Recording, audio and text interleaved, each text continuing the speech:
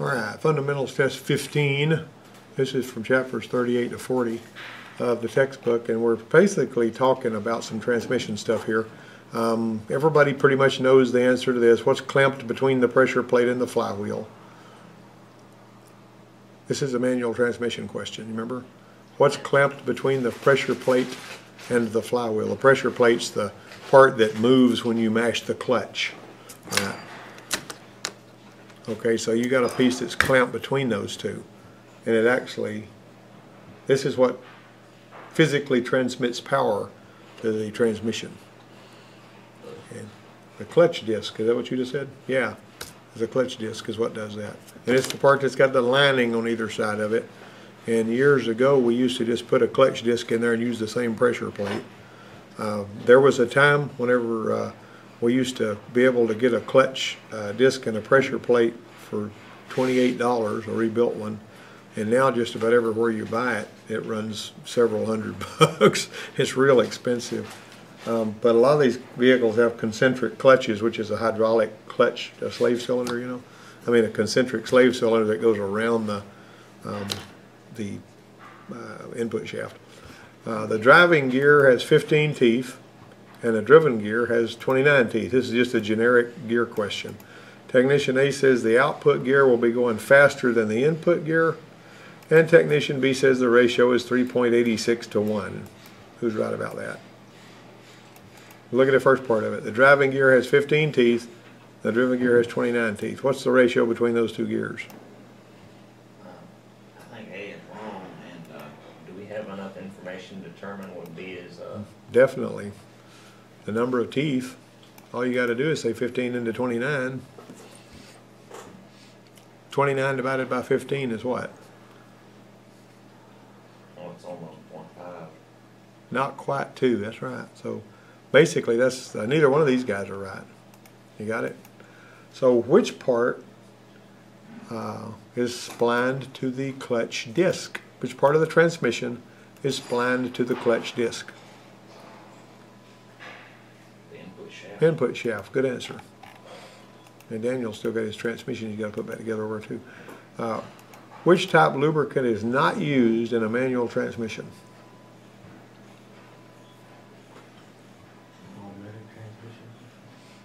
Ah, that's actually not so. Look at those really careful. You got the 4 choices are automatic transmission fluid, SAE 80W90 gear lube, high temperature chassis grease, or engine oil. You think you're going to put high temperature chassis grease in a manual transmission? So not. Yeah. Which not used. High temperature chassis grease is not going to be used in a manual transmission. Some manual transmissions take 50 weight motor oil, some take automatic transmission fluid, and some take 80W90 gear lube. Remember, if you put a gear grease in there that's too thick, it'll cause a gear clash. That's what I actually made that mistake one time. Those little Toyota transmissions I used to have in the early 70s and even after that were really cool because you took a bunch of 12mm nuts off, you know, the socket 12mm, and when you open that thing up, you just open the transmission up like a suitcase, and all the gears were just laying there looking at you. They were so dadgum easy.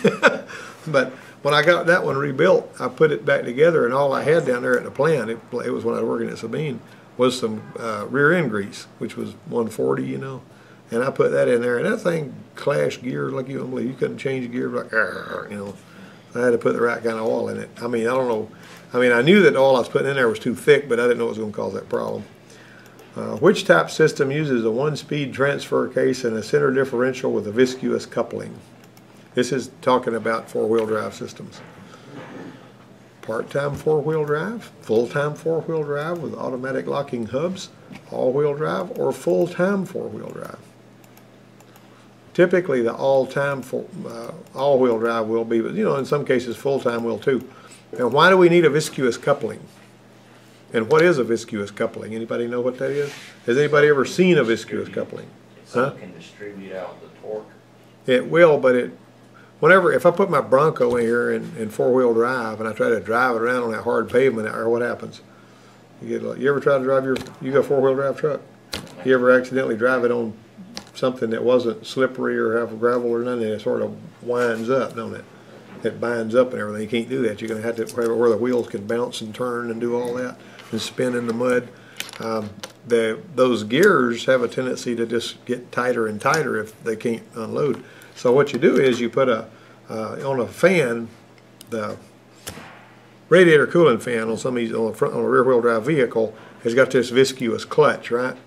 Okay, so as you turn that viscous, you can turn that viscous clutch, and it gets a little tighter whenever there's some valving in there that's hooked to a bimetal spring, so that when the air coming through the radiator gets hotter, it'll change the valving in that thing, and it makes that viscous clutch have more resistance, and it will cause the fan to more closely match the speed of the engine, and that lets air come blowing through there better. That's basically so that you won't be spinning that fan all the time, burning all that extra gas, cutting that air. See what I mean? If you ever see a viscous coupling lock up on a fan, the thing sounds like an airplane taking off, and it robs you of your power. And if you hear something that's, boy, my vehicle is noisier than it used to be, and it ain't got no power, and if you crank it up and you hear woo under the hood, you switch it off, and if that fan just stops like a rock and you can't move it, you got bad fan clutch. They usually cost $100 or something. But anyway, the viscous coupling, what it does is it actually has got this jelly stuff in here that's really thick, and these fingers that have to cut through it. So it's constantly transmitting torque, but it also enables it to not wind up the gears. You see what I mean? That's what they got to do on that. Viscous coupling is necessary so you won't have driveline wind up when you're not driving on, spinning in the snow. And have you ever driven an all-wheel drive vehicle, like a little sporty car or something like that? Those dadgum things will take a 15-mile-an-hour curve at 70 miles an hour and feel like they're just stuck to the road. Beats all you ever seen how they just really road handle really well when they got that. And there's been a lot of people toying around with it. What's the purpose of a differential? You guys know what a differential is? The differential is going to be the whole shooting match back here, which that right there, looking at to change the direction of engine torque, right? Huh? Well, going back, think about your rear end on your doggone pickup truck that you're driving, or your Tahoe or whatever. The drive shaft goes in the front, but the power's got to be transmitted sideways, right? So the differential includes the ring gear and pinion. You got me on that? Now, the second one here, to allow the drive wheels to rotate at different speeds. Why do the drive wheels ever need to rotate at different speeds? And when I drive wheels, I mean the ones that are pulling the vehicle. Yeah, because you got a bigger circle being made, right? And you got those little spider gears in there.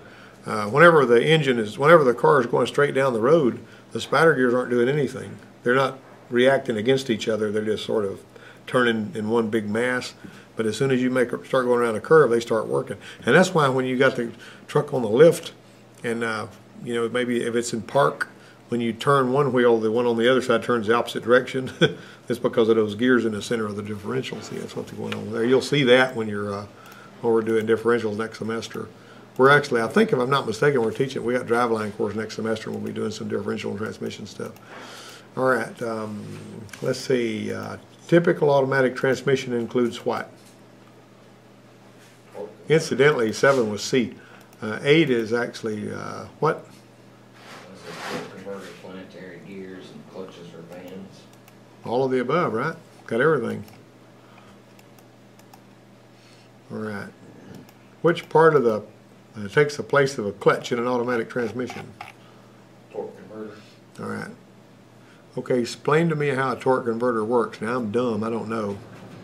At varying amounts of throttle given and speeds, it locks up percentages. Whoever thinks that Sean has crashed and burned, raise your hand. He's right. He's crashed and burned. Okay, what we're going to do is we're going to explain this where it's really easy to understand. Where Daniel could explain it to his girlfriend, or you could explain it to your wife, and she'd know. I'm going to take 2 fans, and I'm going to put them facing one another, and I'm going to plug one of them in, and I'm going to turn it on.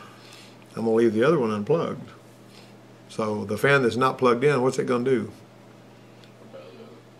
Yeah, the fan that's blowing is going to make the other one move. That's how a torque converter works. It ain't complicated. And basically, though, you put these things closer together, and you put a little stator in the middle of it with a one-way clutch. And so what happens is, whenever the part that's bolted to the engine is the housing, the whole case of this whole housing. All right, then it goes into there, and this drives the pump. It's got some little flat places, and of course you got your places where it bolts to the flywheel. You got that? All right, and so what happens here is there's actually some turbine like that, and then I may not be drawing these angles right, but basically this is hooked to the shaft going into the transmission, and it can spin freely inside there.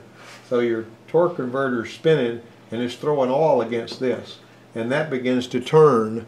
Your torque multiplication comes from this stator that's in the middle that catches that fluid when it's coming out of this and redirects it, so when it goes back in here, it will have lots of force when it comes back out of there. Now if you ever there's a stall speed on whenever you lock the park brake and block the wheels and stand on the brake with both legs, put it in drive and go all the way to the floor with the gas pedal. That sounds destructive, doesn't it? But what you're going to do, that's wherever the tach stops, that's your stall speed. And there's a spec in the books for stall speed. And if the stall speed is low, either your engine is underpowered or that stator one-way clutch has gone bad. Now I can talk more about that. You know, you'll get to see more of that when we go into transmissions, but that's basically how a torque converter works. Think of it as two fans, the one I'm driving, the other, except it's using fluid instead of air. Got me? Is that complicated? All right. The add mark, excuse me, what does the T stand for in designation 41TE? Transverse. Transverse. Okay, now, you know, if you're looking at GM transmissions, you have a 4L60E and you have a 4T60E. Got it? 4L60E and 4T60E. This right here goes in what? Tahoes. Yeah, your taco and everything. And this right here basically goes in an Oldsmobile or a, you know, anything front wheel drive. Transverse, linear. What's the E stand for? E stands for electronic. There you go. The torque rating is here. This is how many speeds it has. So it's a 4-speed linear torque rating of 60 and electronic. Now, not all, I mean, that's GM. Now, a lot of the other people that do transmissions will have just crazy nomenclatures. All those numbers mean something. You know, like for instance, you've got like a Nissan hard body pickup will have an RE401. Excuse me, I messed that up.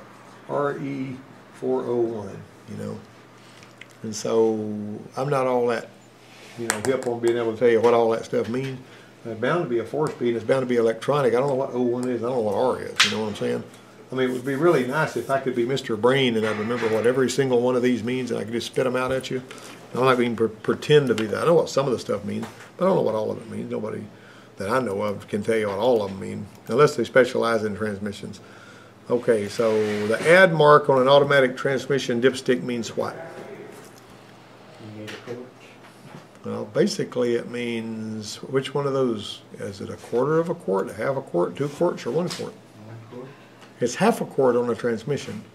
Now, what's the difference between checking engine oil and transmission oil? Transmission fluid. Fluid's got to be transmission. Well, the vehicle's got to be running. It's got to be in park or neutral based on. And it's a good idea for it to be at operating temperature, because if that transmission gets cool, that quart may go down. I mean, that fluid may look like it's a quart low. And if you just pull it on a cold, if the engine's been running, but like let's say you started a car up sitting out here where it was about 50 degrees this morning, and you pull it into the shop and you let the engine run for a little while, is the transmission fluid going to be warm after you've let it run for 30 minutes? No, it won't. It's still going to look like it's low, because the heat in an automatic transmission is produced by the torque converter, and if the torque converter hadn't been working, your transmission is probably still going to be cold. So in spite of the fact that the engine's been running, you see what I'm saying? Now it's going to pick up a little temperature with you know time, but not near like it would if it had been used. So basically you need to check it on some, make sure you know too, like on the Chrysler vehicles, as I remember, they like for you to check them in neutral, so that you'll get bad fluid readings if you don't. Now make sure, I always look at the dipstick, and if the dipstick tells me check hot idling in park, I try to meet that criteria. You see, sometimes the dipstick will actually have on it what kind of fluid it takes, and you know what the conditions are you're supposed to be going through. Okay. Even the most efficient torque converter has it's a half a quart low is what I was trying to say. Number 12, even the most efficient torque converter has a slippage of what? 8 to 12%, believe it or not. And torque converters use a stator as a reaction member, basically. That stator, whenever you get to where you're at road speed, the stator's just turning along with everything else. But whenever it's locked against its one-way clutch, it's redirecting that fluid so that it can pick up speed and hit that turbine a little bit harder and give it more torque. What I was saying was, if that one-way clutch is bad in that stator, then your stall speed is going to be low. All right. Technician A says the torque converter impeller is attached to the engine and turns as the engine rotates. Now the impeller is what? Remember I showed you, it's built into the hull. The hull's bolted to the motor. And that hull also on the other end is hooked up to the pump. All right. And the pump is actually what drives that fluid in there. And you know, without fluid pressure on the torque converter, you're not going to have any movement at all. Okay, so technician A is only right. That technician B says the torque converter turbine is attached to the engine. No, it's the impeller that's attached. Remember, the turbine connects to the turbine shaft, which goes down into the guts of the transmission and provides turning force, so that when clutches and bands are applied or whatever, you'll be in whatever gear it's actually telling you to do. Why not look at a vehicle to purchase it when it's raining?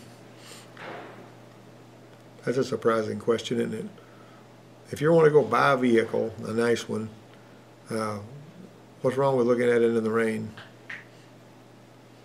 People generally just don't go buy vehicles when it's raining anyways. But if it's been raining, the car is wet, that rain acts like that water acts like a clear coat, and it'll cover up flaws in the paint that you would see if it was dry, you see. And it won't cover up all flaws, but it may hide stuff. Wet paint can hide fading or paint differences, right? Why drive next to a building or a wall during a test drive? You hear a noise a lot better. If you're looking at a noise that a car is making and you're trying to figure out, get a good feel for it, and you're driving and you say, well, I don't really hear a lot of anything. If you can find a wall to drive next to, you'll be surprised what kind of noise will come back at you. You may have even seen that when you go to the drive-thru. Noises you never heard on your vehicle when you're pulling around Hardee's to get you a burger. What is that noise? You're hearing something you didn't hear before, That's just basically the way that is. Okay, let me see. Why check the trunk of a used vehicle? You want to see if the jack and jack handle are in there? Now, I tell you what, on some of the SUVs, it's mounted under the back seat, to check the general condition of the trunk to see if there's a spare, all of the above. You ever opened the trunk on a car and seen that there were holes rusted? If it came from up north where the salt's on the roads, pretty bad stuff. What's considered to be a normal amount of miles driven per year? Like 10 to 12. 12 to 15, believe it or not. Uneven gaps in the doors or the lift gate are evidence of what?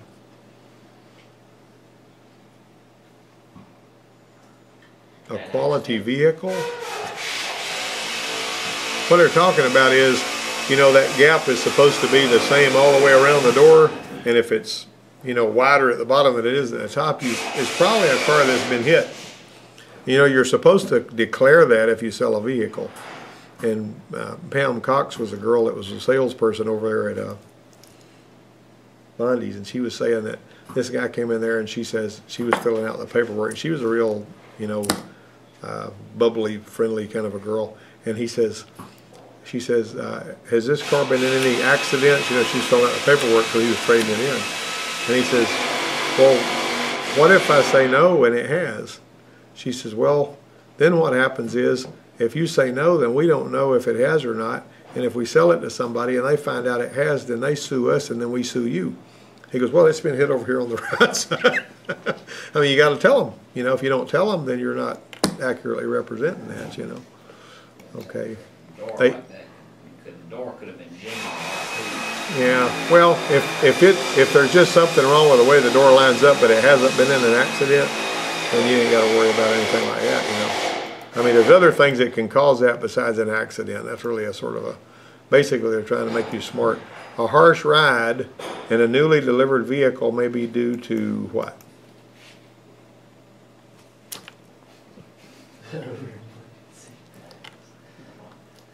Incorrect floor mats, overinflated seat bladders,